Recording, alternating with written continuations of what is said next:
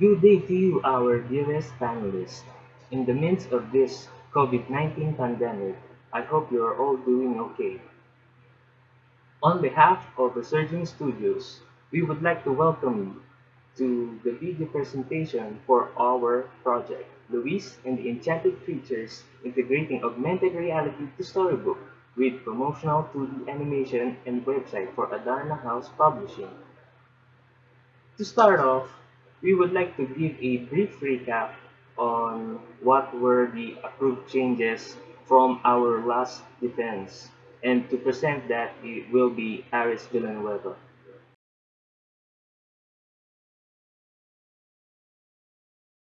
So good day, panelists. This is Aris Villanueva, one of the members of Resurgemus Studios, and I will discuss the recap of our project from the past thesis defense.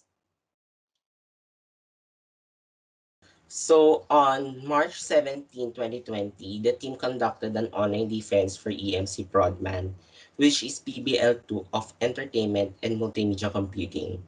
During 2 hours of discussions regarding our documents and feasibility of the project, lead panelist Doc Islagman and panelist Ma'am Abigail Alex and Sir Melvin Mosso deliberated about the changes and comments for the team.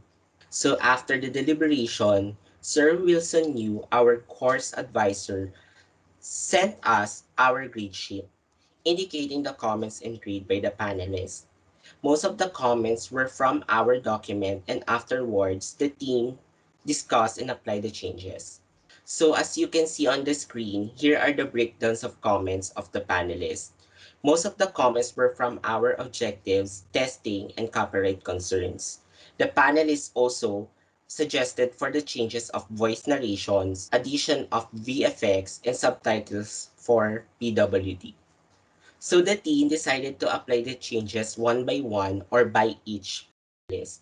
The first panelist that the team sent out was Sir Melvin Mosso. The team showed the changes on AR and approved the changes on May 26 via email. After Sir Mosso, next was Ma'am Abigail Alex, which were more on objectives, copyright concerns, and proper formatting of the document. Ma'am Abigail Alex was very on hand, assisting us on our document as she suggested to perform conference call for easy discussion of the changes. She suggested the team to create systems, checklists, detailed Gantt chart, and more specific objectives in testing. She approved our document on August 20 via email. And finally, the team submitted the revised document to the lead panelist, Dr. Ace Lagman, which most comments were about the testings and objectives. He approved the paper on August 22 via email. Although the pandemic is still happening globally, the team decided to continue our production as our target audience were children and the resources were very limited because of the public restrictions. There were no changes on the project as we foresee the project is still feasible. Again, this is Aris Villanueva. Thank you and God bless. And here is a brief recap on the project's objectives. Number one is to enhance the design and visual elements while maintaining its design privilege.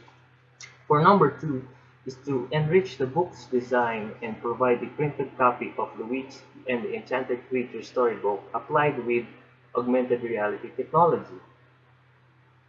Number three is to create and animate 3D models from the characters of Luigi and the Enchanted Creature storybook.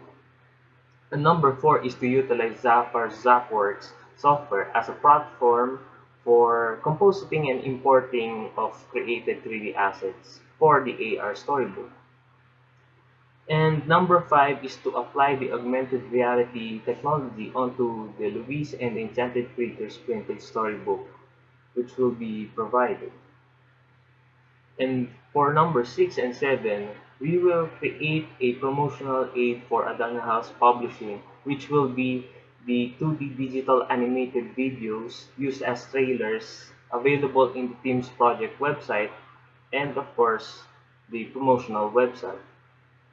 And lastly, for number eight is to test the project's final output and to determine its effectiveness.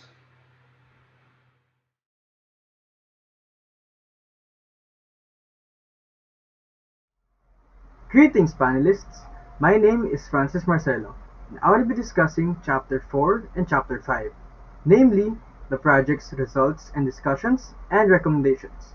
So, let's move forward. Let's dive in first to Chapter 4, the project's results and discussions. There are two kinds of summative evaluation that the team conducted.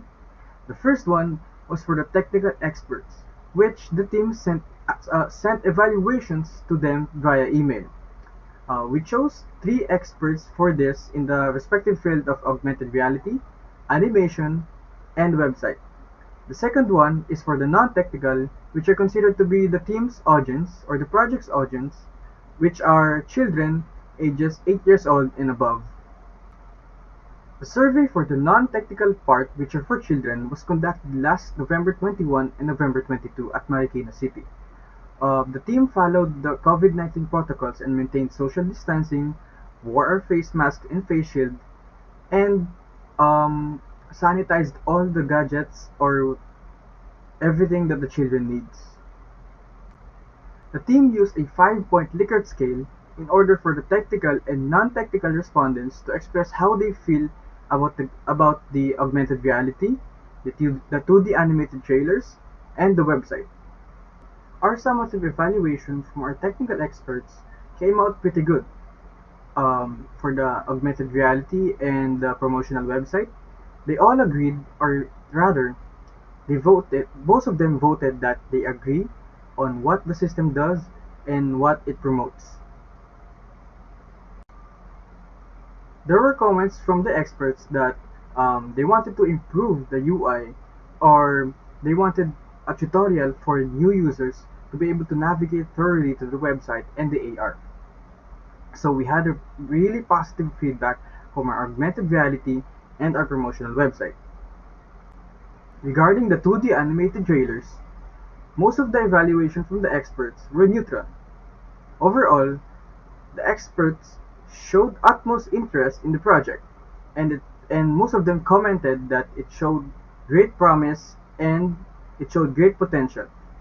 Based from the data gathered, both experts and children provided that they liked our augmented reality, promotional website, and promotional trailers. So although a few comments from the experts said that they wanted to improve the UI of the augmented reality and promotional website. And for regarding the 2D animated trailers, they wanted to improve the overall production design. As for the children, most of them, or rather all of them, enjoyed what we prepared for them: the augmented reality, the promotional website, and the 2D animated trailers. None of them complained anything at all. For even the speed of the augmented reality, even the design of the promotional website, and even the fluidness of the 2D animated trailers. We received no complaints about them at all. But some of them voted that they felt they felt neutral about some of the parts from the augmented reality, the website, and the 2D animated trailers.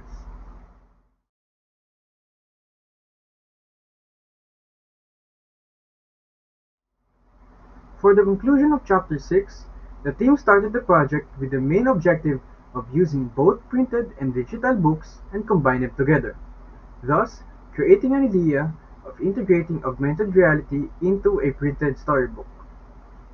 All of the objectives and tasks of the team were completed after months of pre-production, production, and post-production.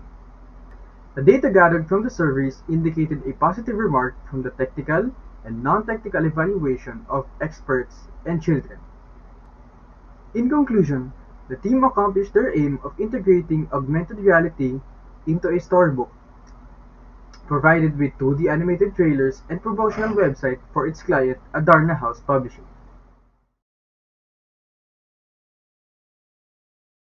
For 2D animation, the following are recommended by the team. The team recommends Toon Boom Harmony as an application for producing animation.